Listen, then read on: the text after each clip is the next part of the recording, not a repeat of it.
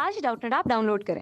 Doubtnut पर अपने सभी गणित, रसायन विज्ञान, भौतिक विज्ञान और जीव विज्ञान के डाउट्स का करो सफाया। बस प्रश्न की फोटो खींचो, एक ही प्रश्न को क्रॉप करो और तुरंत वीडियो सोल्यूशन पाओ। अभी डाउनलोड करें।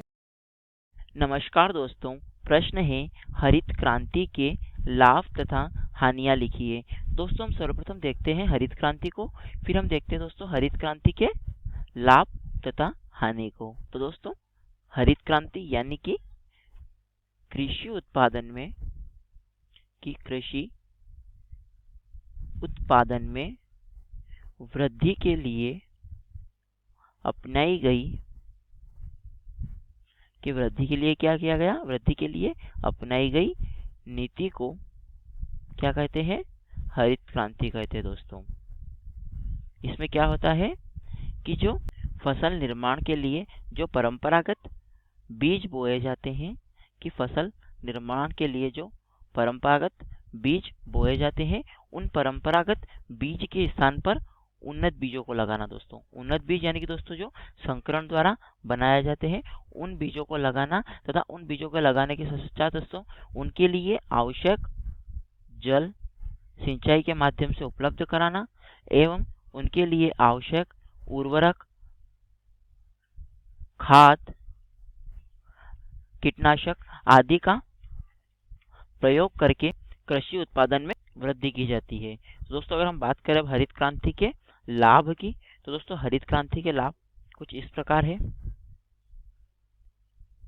इसके प्रयोग के फलस्वरूप क्या हुआ दोस्तों कि जो खाद्य उत्पादन में या फिर हम कहें कि जो कृषि उत्पादन में वृद्धि हुई है, कि खाद्य उत्पादन में वृद्धि हुई है। दोस्तों जैसा कि हम जानते हैं कि जनसंख्या में वृद्धि हुई है, इसके फलस्वरूप क्या हुआ दोस्तों कि खाद्य उत्पादन में मांग बढ़ी है, कि खाद्य उत्पादकों की मांग बढ़ी है। दोस्तों खाद्य उत्पादकों की मांग के बढ़ने के फलस्वरूप क्या हुआ दोस्तों कि जो कृषि उपयुक्त जमीन होती है, जिसे हम कहते हैं कृषि उपयुक्त जो मिट्टी होती है दोस्तों, उसकी मात्रा में कमी आई है। पर दोस्तों हरित क्रांति के उपयोग के फलस्वरूप क्या होता है दोस्तों कि हरित क्रांति का उपयोग करके कम जो कृषि उपयुक्त जो मिट्टी होती है, यानी दोस्तों जो कम जमीन होती है, कम जमीन में भी हम क्या कर सकते हैं, ज़्यादा उत्पादक प्राप्त कर सकते हैं, कि कम जमीन में भी हम ज़्यादा उत्पादन प्राप्त कर सकते हैं। दोस्तों ये संभव हुआ है हरित क्रांति के माध्यम से। तो दोस्तों अब हम बात करते हैं हरित क्रांति की हानि की। दोस्तों तो जैसा कि हमने देखा दोस्तों कि हरित क्रांति द्वारा क्या होता है कि खाद्य के जो उत्पादन में वृद्धि की जाती है, यानी कृषि उत्पादन में क्या होती है दोस्तों, वृद्धि की जाती है। तो उसके लिए क्या होता है दोस्तों, रासायनिक उर्वरकों एवं रासायनिक कीटनाशकों इत्यादि का क्या होता है दोस्तों, प्रयोग किया जाता है। तो इनके प्रयोग के फलस्वरूप क्या होता है दोस्तों कि जो मिट्टी की उर्वरता क्षमता होती है, उसमें मिट्टी की उर्वरता क्षमता में कमी हुई है। दोस्तों क्या हुई है, मिट्टी की जो उर्वरता क्षमता होती है, उस मिट्टी की उर्वरता क्षमता में कमी हुई है दोस्तों।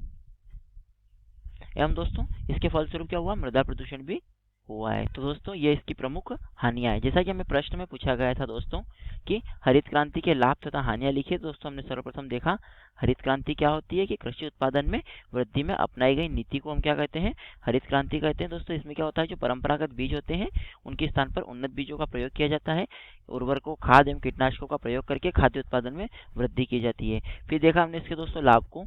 तो दोस्तों इसका लाभ क्या है, खाद्य उत्पादन में वृद्धि के लिए इसका उपयोग लाभ है। इसके अतिरिक्त दोस्तों जैसा कि हम जानते हैं कि जनसंख्या में वृद्धि हुई है, उसके फलस्वरूप खाद्य उत्पादन में वृद्धि हुई है, खाद्य उत्पादकों की मांग बढ़ी है। तो दोस्तों जैसा कि हम जानते हैं कि जो कृषि उपयुक्त जमीन है उसकी मात्रा में कमी हुई है। तो दोस्तों इस विधि द्वारा क्या होता है, हरित क्रांति द्वारा, कि कम जमीन में भी हम ज़्यादा उत्पादन प्राप्त कर सकते हैं। फिर हमने देखा इसकी हानि को दोस्तों कि इसमें क्या होता है कि रासायनिक उर्वरकों तथा कीटनाशकों का प्रयोग किया जाता है, तो इसके फलस्वरूप मिट्टी की उर्वरता क्षमता में कमी आई है एवं मृदा प्रदूषण का कारण बना है। उम्मीद करता हूं दोस्तों आपको प्रश्न का उत्तर समझ में आया होगा। धन्यवाद।